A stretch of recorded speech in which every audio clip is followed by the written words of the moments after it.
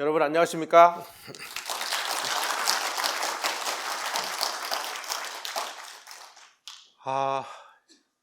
일제 36년에 앞서서 일본 사람들이 와서 우리의 외교권을 가지고 간 이후에 이 통감부라는 것이 만들어졌습니다.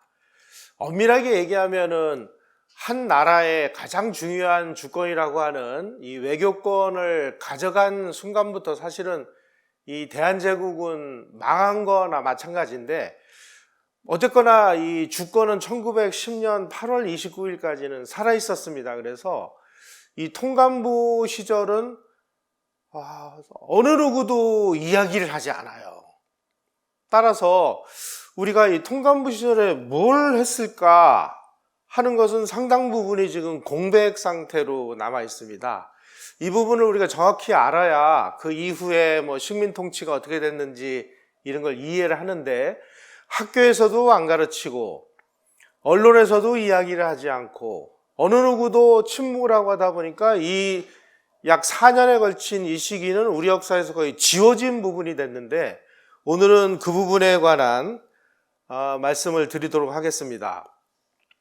통감부가 설치가 된 법적인 그 근거는 을사보호조약입니다. 1905년 11월 17일 날 을사보호조약을 체결을 하고 일본 사람들이 외교권을 가지고 가면서 을사보호조약 내용 중에 이런 부분들이 있습니다. 대한제국 황제 아래에 일본 제국 정부의 대표자로 통감 한 명을 두어서 대한제국의 외교권을 지휘하고 감리한다, 이렇게 되어 있습니다. 그래서 대한제국의 외교권을 지휘 감리하기 위해서 통감을 둔다, 그래서 통감부를 만들어요. 1906년 2월 1일 날 정식으로 통감부가 문을 열었습니다. 역대 통감을 보면은 제1대 통감은 이토 히로부미가 통감을 맡았고, 제2대 통감은 손에 아라스케, 제3대 통감은 초대 조선 총독이기도 했던 데라우치 마사타케, 요 세 사람이 조선 통감으로 부임을 했습니다. 자, 그러면 이 사람들은 이 땅에 와서 무엇을 했느냐? 지금까지는 통감부는 뭐 대한제국을 뭐 식민지로 합병하기 위해서 무슨 뭐 침략, 야욕의 만행에 불타서 뭐 이렇게 우리가 그 학자들은 이야기를 하는데, 사실 정확하게 들여다보면은 과연 그런 학자들의 주장이 맞는 거냐라는 의문이 생길 수밖에 없습니다. 초대 통감으로 온 이토 히로부미라는 이 사람은 일본 총리를 4차례 지낸, 정말 일본에서 최고의 이 실세이기도 합니다. 1대, 5대, 7대, 10대 일본 총리를 지냈고, 그리고 메이지 정부의 요직이란 요직은 다 섭렵을 한 명실상부한 권력자입니다. 특히 이분은 이 국제법을 전공한 분이기 때문에 이 열강과의 외교 관계를 굉장히 중시하는 현실주의자였습니다. 이 군부하고는 생각이 달랐어요. 이분이 조선 통감으로 올 때의 나이가 64세였습니다. 자, 일본에서 뭐 여러 가지 이 직위에 있었음에도 불구하고 이 사람이 도대체 왜 통감으로 왔을까? 이 조선 통감이라는 거 골치 아픈 자리인데 이 양반이 왜 왔을까 하는 부분도 사실 의문입니다. 이토 히로부미가 통감으로 온 것은 자기의 자의에 의해서였습니다. 왜냐하면 이거 내가 통감으로 안 가면 분명히 이거 군부가 이 통감으로 갈 건데, 이 군인들은 민간인하고는 이거 틀립니다. 이거 어떻게 하든지 이 대한제국 사람들을 투디로 잡든지 뭐 하든지 그래가지고 뭐 군기를 세우려고 하다 보면 여기서 마찰이 생길 수밖에 없죠. 그러다 보면은 조선 사람들이 폭동을 일으키거나 이러면은 폭동을 진압을 해야 됩니다. 이런 과정에서 열강들하고 뭔가에 막 그 외교 분쟁이 일어나고 그러면은 우리가 감당할 수가 없다. 그러니 군부가 가서 일을 벌이기 전에 내가 차라리 통감으로 가야 되겠다. 다시 말씀드리면 이 이토 히로부미라는 사람이 조선에 온 것은 일본 군부의 이 통감 자리를 막기 위해서였다는 사실입니다. 그래서 이토 히로부미는 어떻게 하든지 지금 우리가 일본이 대한제국이라는 나라를 그냥 병합을 해가지고 통치하기에는 일본이 그런 준비가 안 돼 있다. 그리고 여러분들 우리가 이 부분을 좀 정확하게 알아야 될 것 같습니다. 식민 통치를 하기 위해서는 뭐 식민지 그러면은 막 식민지에서 막 고열을 빨아가지고 막 착취를 하고 그런 걸로 알고 계신데요. 사실 식민지는 엄청난 비용이 들어가는 것입니다. 예를 들어서 어느 나라에 자원을 수탈하려면 어떻게 됩니까? 그 자원을 자기네 나라까지 실어갈 수 있는 철도, 도로, 항만 이런 걸 다 건설해야 됩니다. 노동력을 착취하려고 마음먹으면은 이 노동력들이 뭘 알아야 뭘 착취를 하죠. 그러려면 공부를 시켜야 되잖아요. 공부를 시키려면 어떻게 해야 돼요? 학교를 줘야죠. 학교만 지면 다 됩니까? 교사는 어떻게 해요? 교사를 길러내야죠. 학교 줘야죠. 또 교과서가 필요하죠. 엄청난 투자가 있어야 나중에 뭔가를 뜯어가도 뜯어갈 수 있는 거예요. 근데 일본은 대한제국을 지금 식민 지배를 해서 그런 것들을 만들어줄 수 있는 돈도 없고 실력도 없고 괜히 뭐 열강들하고 또 부딪히면 큰일 나니까 어떻게 하든지 이 대한제국을 우리가 도와서 개혁을 시켜가지고 이 사람들로 하여금 자치를 하도록 하는 게 일본에게 제일 유리한 방법이다 라고 주장한 것이 이토 히로부미라는 사람이었습니다.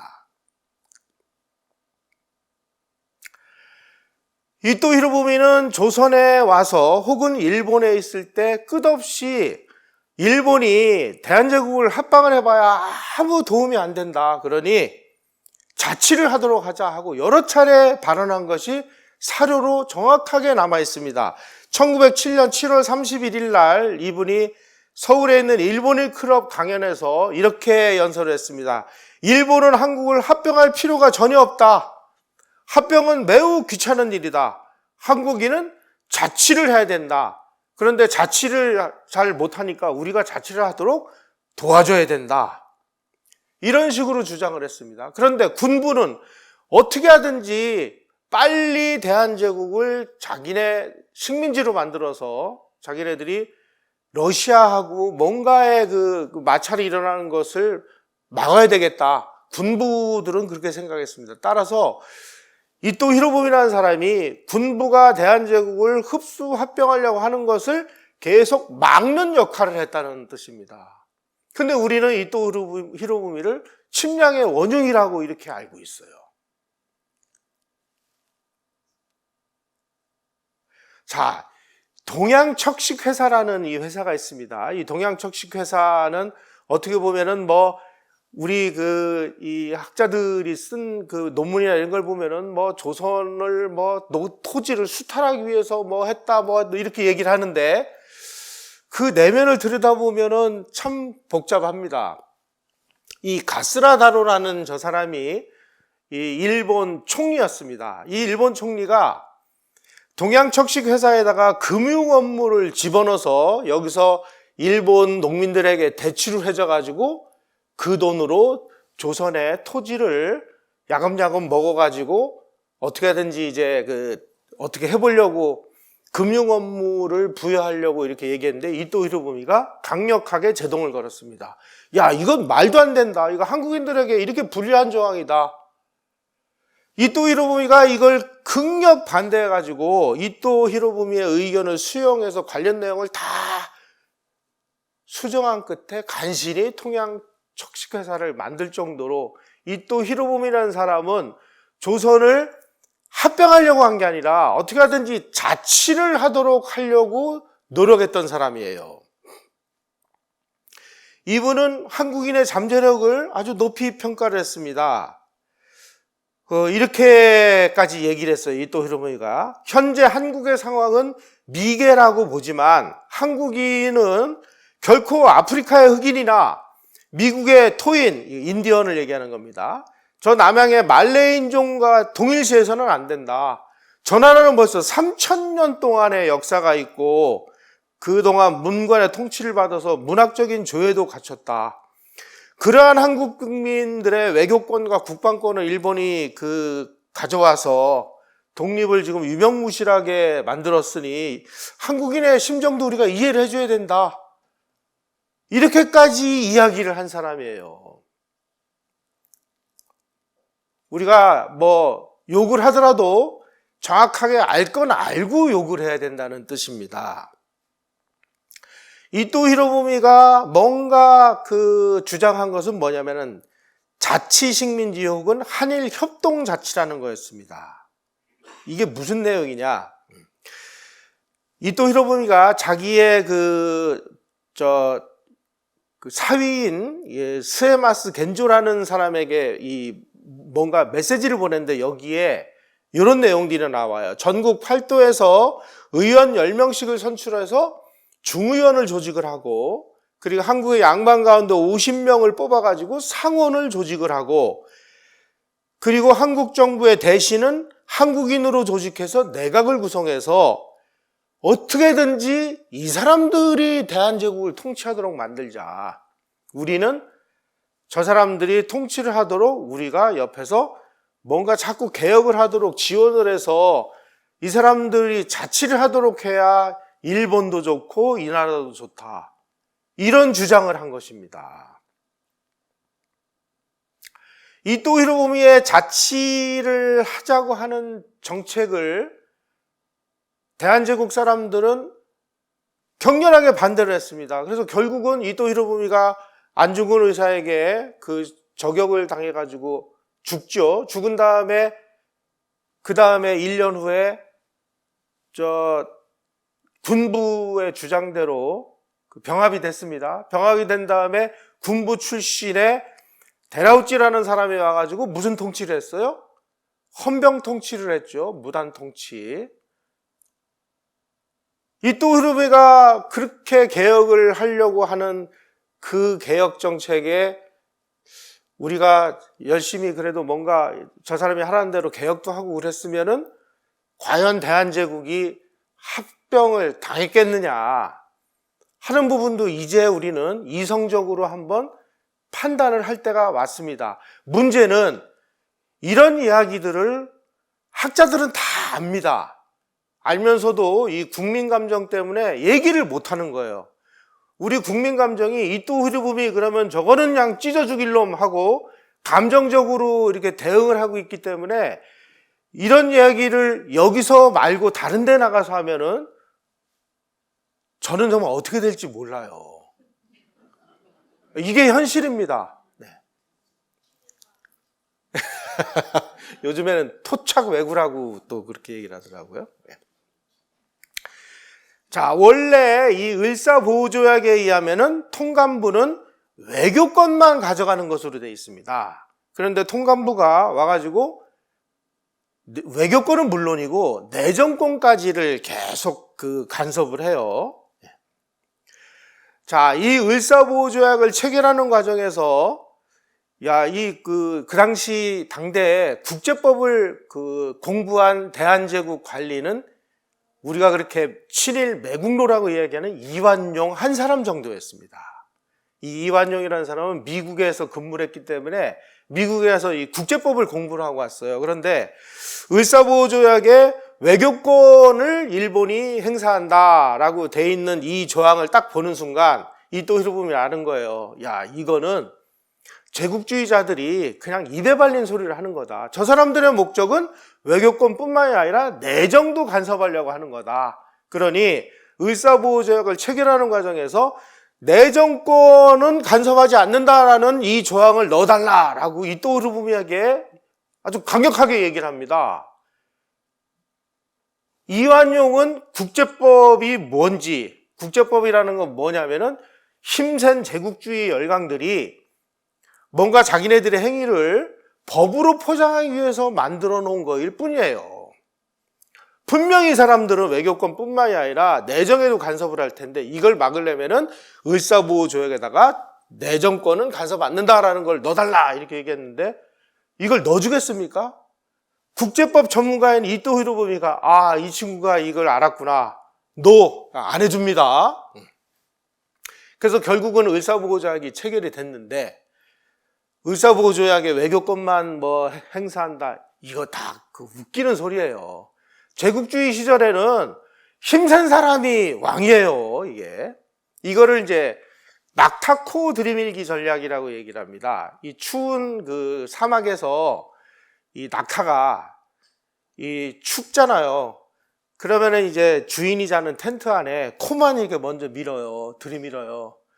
그런데 주인이 제지를 안 하면 이 낙타가 계속 밀고 들어가가지고 나중에는 주인을 쫓아내고 자기가 이 텐트를 차지하는 것을 낙타코 들이밀기라고 하는 겁니다. 제국주의 시절에 뭔가 우리가 니네 외교권을 우리가 잘 해줄게. 그리고 들어가서는 내정권까지 다 장악하는 게 이 제국주의 열강의 수법이에요. 우리가 을수보조약에 외교권만으로 돼 있잖아. 그런데 왜 너희들 내정권까지 장악을 했어? 이거는 무효야. 이거는 불법이야. 라고 백날 얘기해봤자, 아니 힘센 자가 그 주먹을 휘두르는 게 정의인 시절에 우리가 그거 국제법 위반이야 라고 얘기해봤자 그 입만 아픈 거죠. 이 세상은 지금도 마찬가지입니다. 국제사회에서는 힘센 자가 왕이에요. 힘센 자가. 자, 이제 이토 히로부미가 통감부를 통해 가지고 이제 시정 개선책이라고 얘기를 하는데, 시정 개선책이 뭐냐면 내정 간섭입니다.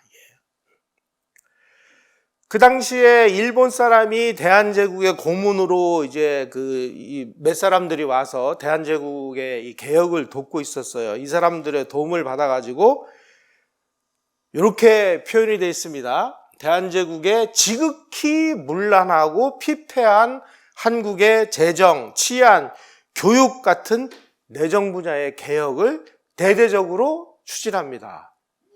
자, 이거는 의사보호조약 위반이다. 위반인 거 맞습니다. 근데 국제법이라는 게 뭐예요? 깡패 논리입니다. 깡패법. 우리가 아무리 이거를 뭐 국제법 위반이라고 얘기해봤자 우리만 입만 아픈 거예요. 억울하죠? 억울하면 우리도 힘이 세져야 되는 겁니다. 근데 그 당시에는 그렇지를 못했잖아요.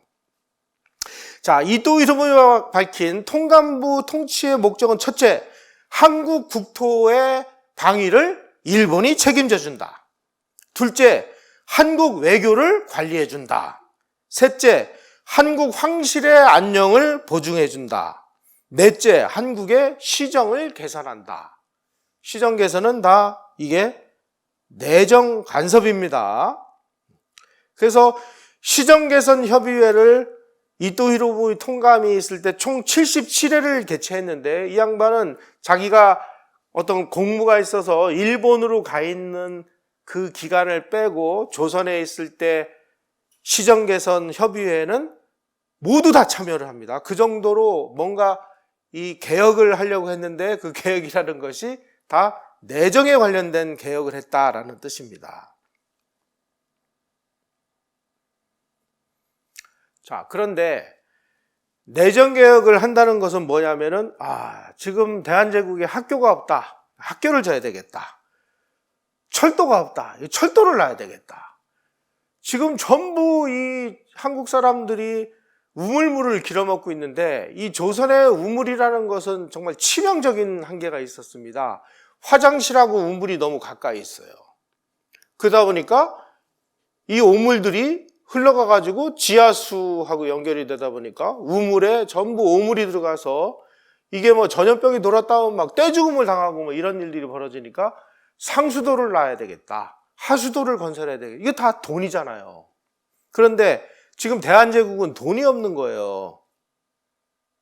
뭔가를 개혁을 하려고 하니까 돈이 없어가지고 이토 통감이 그 일시 대부금에 관한 협약이라는 걸 체결합니다.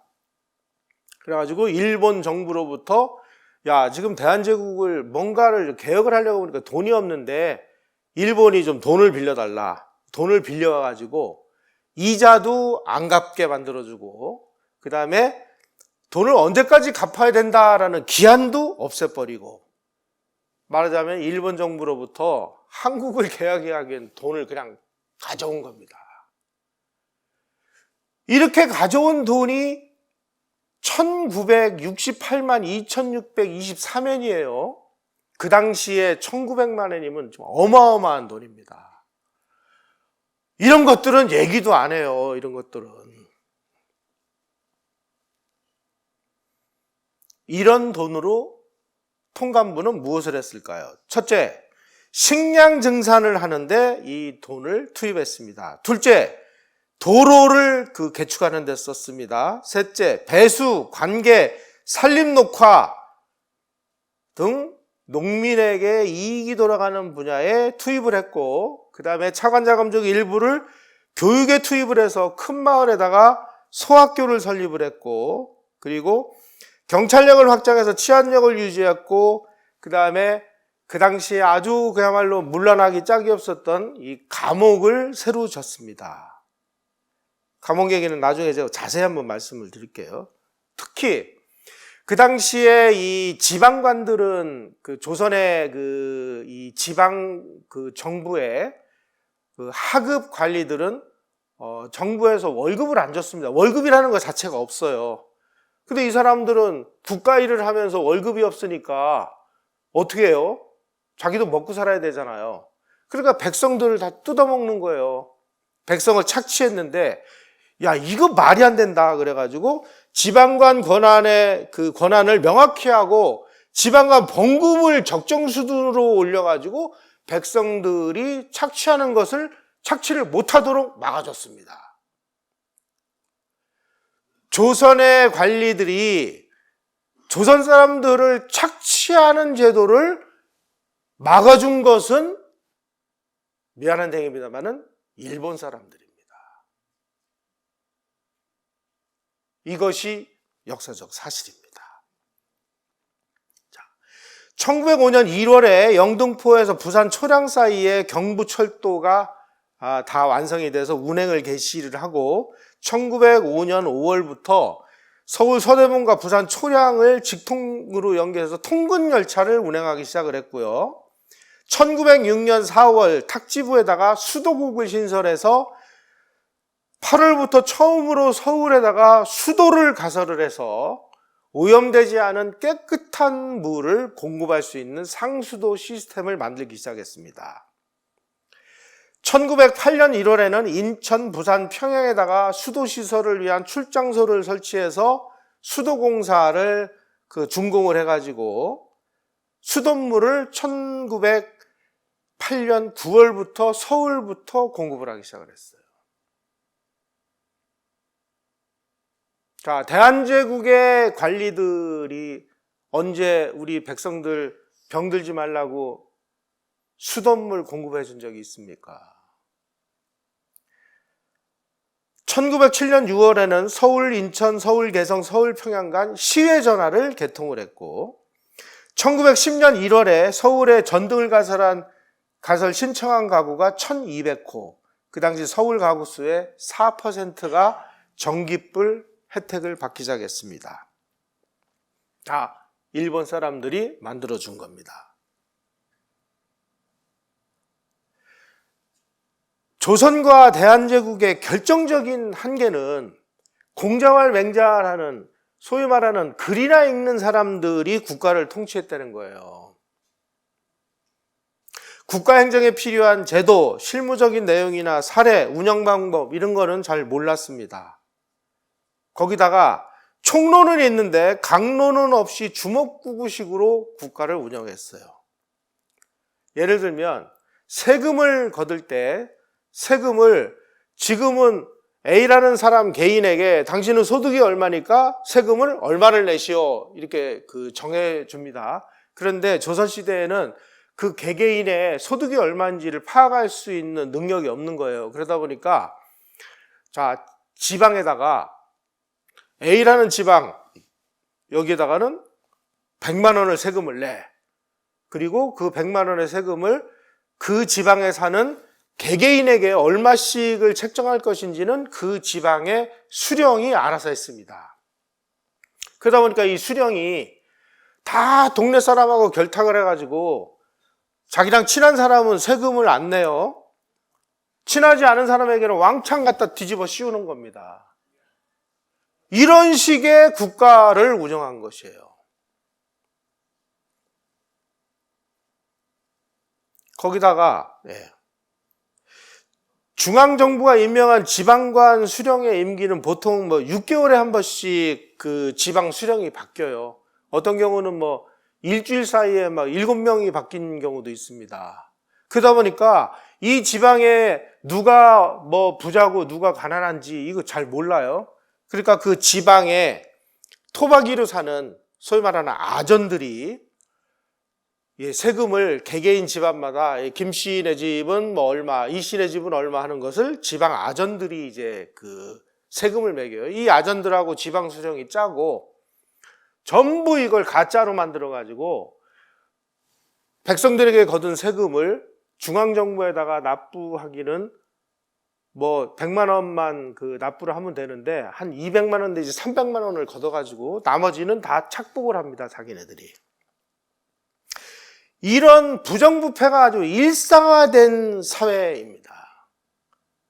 거기다가 조선왕조의 치명적인 한계는 이 돈이 엉터리였어요. 그냥 그 왕실에서 그냥 그 돈을 지멋대로 찍어내가지고 돈을 뿌리다 보니까 이 하이퍼 인플레이션이 발생을 해가지고 나중에는 노새 2마리 살려고 10달러를 환전했더니 동전을 이만큼 주는 겁니다.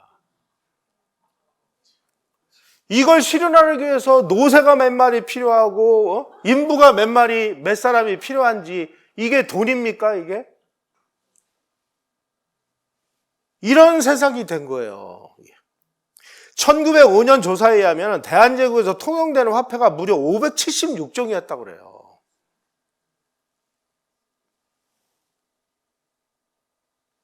거기다가 정말 더 심각한 것은 이 백성들의 이 재산과 목숨은 다 관리들의 사유물입니다.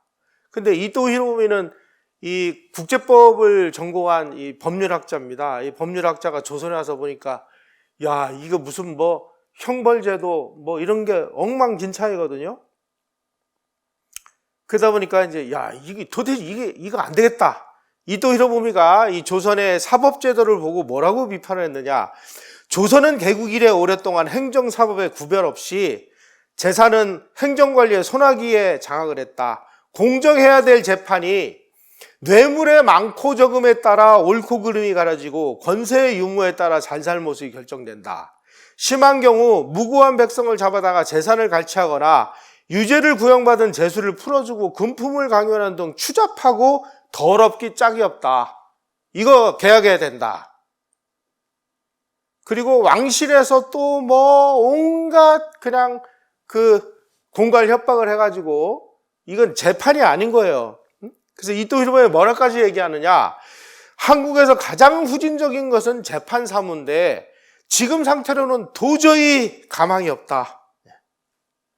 그 어떻게 해야 되느냐. 안 되겠다. 일본으로부터 현직 판사 검사들을 데려다가 이 나라의 사법제도를 개혁을 하자. 그러기 위해서 일본에서 아주 이 최고의 법률 전문가인 이 우메 겐지로라는 사람을 초빙해 옵니다. 여러분, 우리가 지금도 사법제도 엉망진창이라고 그렇게 우리가 알고 있고, 지난 2016년에 박근혜 대통령을 탄핵을 할 때 얼마나 엉터리 그 재판이 자행됐는지 여러분들은 아실 거예요. 지금도 이 모양인데 이 시절에는 어땠겠습니까? 도저히 이 한국 사람 가지고는 사법개혁이 안 되니까 일본의 법률 전문가와 그리고 일본으로부터 판사 검사를 데려다가 개혁을 시킵니다. 특히 이토 히로부미가 1906년 3월 21일 날 시정개선협의회에서 감옥 좀 개량해라. 감옥 좀. 특히 어떻게 한 감옥에 남자 여자 죄수를 같이 수감하느냐. 다시 말씀드리면 1906년 3월 21일까지 대한제국의 감옥에는 남녀 그 분리 없이 한 곳에다가 집어넣었다는 얘기예요. 그래서 감옥과 사법제도를 개혁을 합니다. 그래서 일본 현직 판검사 27명을 데려다가 대한제국 법무보좌관으로 파견을 해요. 이 사람들이 조선에 와서 이 감옥과 사법제도를 보고 나서 이 양반들이 충격을 받아가지고, 감옥이라는 것은 목에 칼을 쓰고 발목에 착고를 차고 생살이 썩어나가는 지옥이다, 이게. 감옥에 불결하고 난잡함과 제수처우에 참혹함은 온몸에 소름이 돋을 정도다 하고 자기네들이 보고서를 써요. 일본 법부 고문관, 일본 현직 판검사들이 쓴 그 보고서를 보면 이런 내용이 나옵니다. 한국인이 한번 산에 발을 디디면 나무가 남아있는 산이 없고 물이 마르지 않는 강이 없다. 이곳을 지나는 자는 누구나 이 황량함을 보고 슬퍼하며 망국의 산천을 절규한다. 이 나라 국민의 생활 상태가 얼마나 불쌍하고 비참한 지경에 신음하고 있는지 알게 되면 누가 이 국민을 위해 돕지 않을 자가 있을 것인가? 그들은 죄 없이 체포되어 이유 없이 빼앗기고 욕심 많은 한국 관리들은 그들의 살을 먹지 않고는 살아갈 수가 없다. 이분들이 와서 대한제국의 사법제도에 삼심제도라는 것을 도입을 했습니다. 감옥을 근대식으로 바꿨습니다.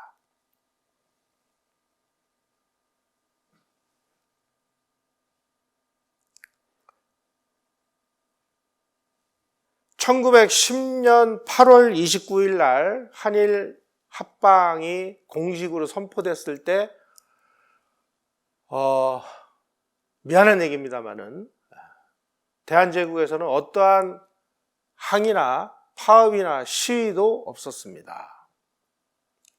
왜 그랬을까요?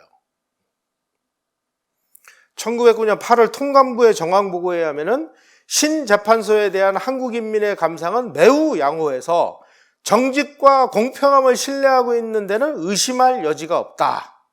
1909년 12월 인천경찰서장의 비밀보고에 하면은 한국에 대한 일본 제국 정부의 시정 중 재판제도는 아마도 가장 성공한 개혁 중에 하나다. 1910년 한일병합에 조선 백성들이 격렬하게 저항하지 않은 이유는 통감부 시절의 이 사법개혁의 성과 덕분이다.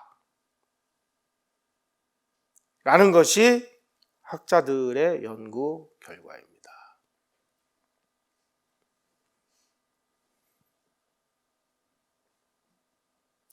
통감부의 개혁은, 이토 히로부미야 일본 사람들의 개혁은 이렇게 힘없고 정말 이 양반들에게 그 착취당하던 백성들 입장에서는 통감부 통치가 축복이었습니다. 반면에 백성들을 끝없이 흡혈귀처럼 착취해 먹던 양반과 황제 입장에서는 자기네들이 착취할 수 있는 권리를 뺏겼으니까 이거 뭐예요? 비극이죠. 자, 우리가 대한제국의 멸망과 통감부 통치에서 일본의 식민 통치로 넘어가는 과정을 약 93% 내지 97%에 달하는 백성 입장에서 우리가 이 역사를 볼 것이냐, 아니면 통치권을 빼앗긴 황제와 양반 입장에서 볼 것이냐, 우리가 정말 고민해야 될 때가 왔습니다. 자, 자기의 그 통치권도 뺏겨, 내정권도 뺏겨, 외교권도 뺏겨, 뭔가 자기가 막 백성들 그냥 뭐 재산이고 뭐고 있는 그대로 막 그냥 뺏어다가 자기 걸로 만든 고종이나 양반 입장에서 보면, 야, 이거 무슨 개혁이야, 이게. 개뿔이나. 의병 봉기하라. 그래도 계속 부추겨요, 고종이. 이토 히로부미 통감이 고종이 계속 그 의병 그 봉기하라고 막 계속 그 부추기고 막 밀지 내리고 하는 걸 다 압니다. 어느 날 이제 고종을 찾아가서, 고종, 당신이 이렇게 근대식으로 개혁을 하는 거에 대해서 저항을 하는 거 우리가 다 알고 있는데, 내가 한 가지만 그 참고로 말씀드릴 게 있어 하면서 말씀드린 내용이 맨 아래에 있는 요 파란색 부분입니다. 국가는 자력으로 독립하려 하지 않고 타국에 의존하여 독립할 수 있는 것이 아니다. 한국이 지금처럼 개혁하지 않으면 한국을 망하게 하는 것은 타국이 아니라 한국, 당신 바로 자신이다. 제발 좀 개혁 좀 하라. 누구를 위한 개혁입니까? 백성을 위한 개혁이었습니다. 아까도 말씀드렸듯이 행정력이 붕괴돼 가지고 이 지방 수령 아전들이 제멋대로 정부에다가 내야 될 세금을 백성들에게 걷어가지고 적정한 수준만 걷으면 되는데 2배, 3배를 걷어가지고 자기네들이 다 착복을 하는 현실을 이 메가타 다네타로라고 하는 일본의 재정 전문가가 고문으로 와서 보니까 이 짓들을 하고 앉아 있는 거예요. 수령들이 아전하고 결탁해서 생산량이 많은 토지는 과세 대상에서 누락시켜요. 그리고 자기네들이 거기서 나오는 세금은 다 착복을 해요. 또 과세 대상에 등재된 농지의 경작 면적을 축소해가지고 광범위하게 세금을 뜯어먹는 이런 현상을 발견했습니다. 그래서 이 메가타라는 일본 사람이 어떻게 했느냐. 1906년 10월에 조세 징수 규정을 공포해가지고 수령과 아전들의 징세권을 박탈을 해요. 그리고 과세 대장을 새로 만들어요. 세금은 수령과 아전들이 걷는 게 아니라 중앙정부가 직접 걷는다. 그리고 세금은 일본 통신관리국 소관인 우편국에 납부해라. 그러면 이게 전부 중앙정부 재정으로 들어옵니다.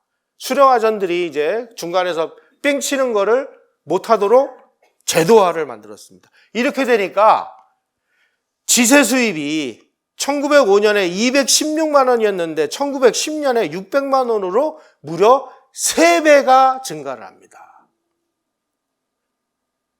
국고의 3분의 1을 탐관오리들이 전부 중간에서 삥을 쳤다는 뜻이에요.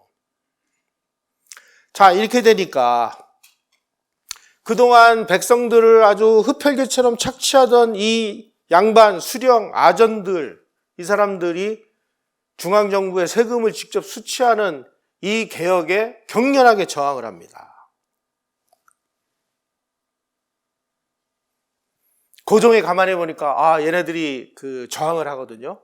그러니까 이 대한매일신문이라고 우리 역사에는 아주 항일운동을 열심히 도와준 언론이라고 그러는데 내용을 들여다보면 고종으로부터 비자금을 받고 항일 기사를 써줍니다.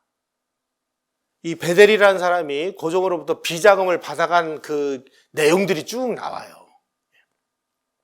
이런 식으로 의병봉기를 부추기고 대한매일신문에다가 돈 줘가지고 배일 기사를 막 싣고 또 러시아하고 접촉해가지고 막 일본을 이제 막 공격하려고 하는 일들이 벌어집니다. 헤이그 밀사를 왜 보냈느냐? 바로 고종이 통감부에다가 이또 통감에게 황실비는 손대지 말아주시오. 그 다음에 황실에 속한 광산, 홍삼사업, 국능원 소속의 토지는 내가 관리하도록 이거는 손대지 말아주시오. 황실 재정 재산에 대해서 정부 재정고문이 손을 대지 말아주시오. 그러니까 내 재산은 손대지 마라.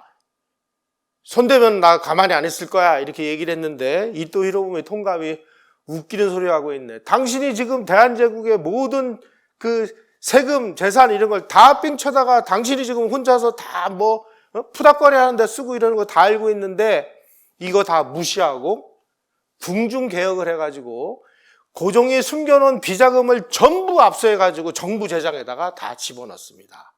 그러니까 고종이 뚜껑이 열려가지고 헤이그에다가 밀사를 파견해요.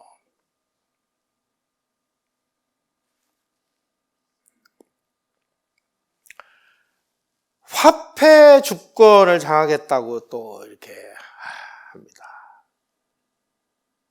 여러분, 화폐 주권을 일본이 장악하고 싶어서 장악한 게 아니고요. 아까 말씀드렸듯이 고종이 그냥 끝없이 그 동전을 찍어내요. 동전을 찍어내가지고 이게 정부 재정으로 들어가서 국가를 위해서 집행이 되면은 누가 뭐라겠어요. 조폐공사에서 돈을 찍어가지고 이 돈이 정부 재정으로 들어가는 게 아니라 고종의 비자금 창고로 들어가요. 고종의 비자금으로 써요. 툭 하면은 그냥 돈을 찍는 거예요. 그래가지고 막 돈이 넘쳐나가지고 지금 뭐 하이퍼 인플레이션이 나가지고 백성들은 다 죽어나가는 겁니다.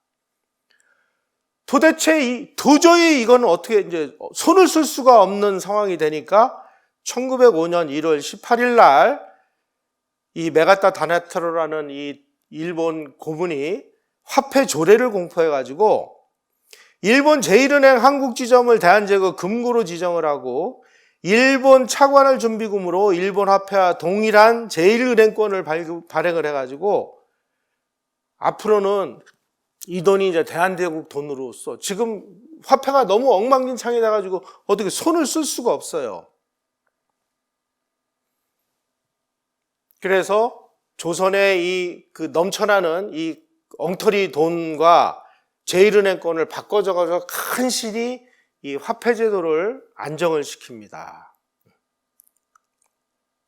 만약에 대한제국 사람들이 제대로 된 화폐만 가지고 있어도 일본 사람들이 저렇게 와가지고 대한제국의 주권을 막 가져가고 뭐 외교권을 가져가고 뭐 이러는데 왜 저항을 안 했겠습니까? 그런데 이 대한제국 백성들 입장에서 보기에 아이고 저 왕 믿고는 도저히 우리가 살 수가 없다. 차라리 문명 통치를 하는 일본의 통치를 받는 게 오히려 우리들한테 낫겠다라고 판단을 했겠죠.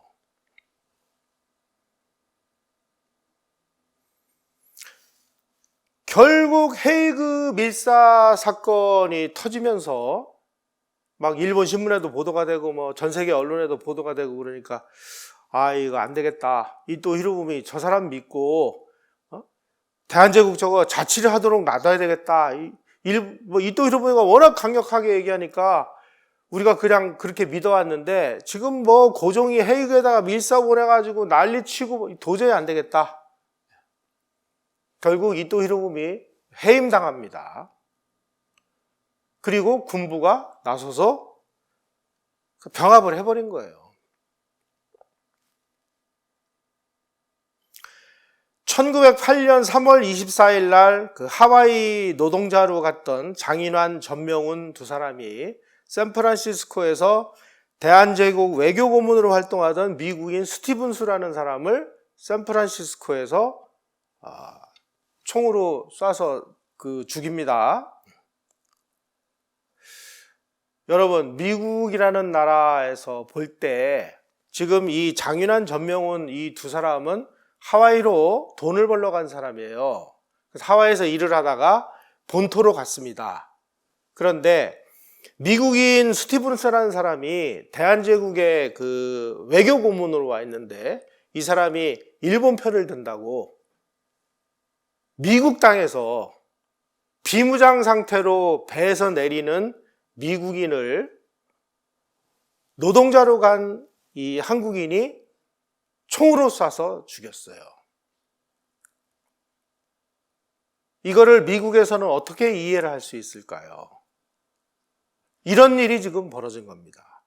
1909년 10월 27일 날 안중근 의사가 하얼빈을 방문하던 이토 히로부미를 총으로 쏴서 암살을 했어요. 안 되겠다. 아마 이렇게 판단을 했던 것 같습니다. 그래서 일본 내각은 1909년 7월 6일 날 한국 병합에 관한 건을 결정을 했는데, 자, 일본이 한국은 병합을 하자. 하지만 시기는 언제 할 것인지는 상태를 두고 보자 했는데 이런 일들이 막 계속 벌어지니까 결국 이토 히로부미 암살당한 그 거의 10개월 후에 병합을 하죠. 그래서 통감부 통치가 조선 총독부 통치로 바뀌고 대한제국의 주권, 살아있었던 주권은 없어져 가지고 일본에게 흡수 합병이 되면서 대한제국은 지도상에서 사라져 버렸습니다.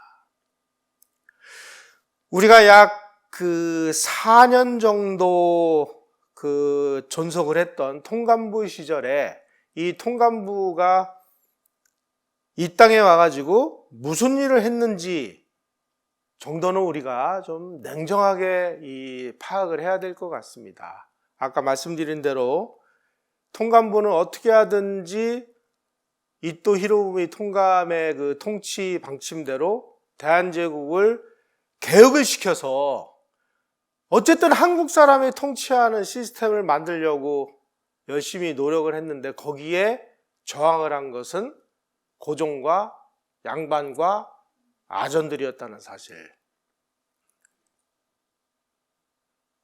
그러다가 안중근 의사가 이토 히로부미를 암살하고 대한제국의 그 외교 고문을 하던 미국인을 미국 땅에서 쏴 죽이고 이런 일들이 벌어지니까 자치는 안 되겠구나. 우리가 큰 부담이 되더라도 그냥 합병을 하자. 그래서 1910년 8월에 합병을 한 것이죠. 우리가 이런 그 통감 시대에 무슨 일이 일어났는지를 적어도 학교에서 안 가르치면은 언론에서라도 좀 제대로 가르치거나 뭐 이렇게 해야 될 텐데, 또 학자들이 이런 부분에 대해서 많은 연구를 해놨음에도 불구하고 그냥 논문 뭐 몇 개 써놓고 얘기를 안 합니다.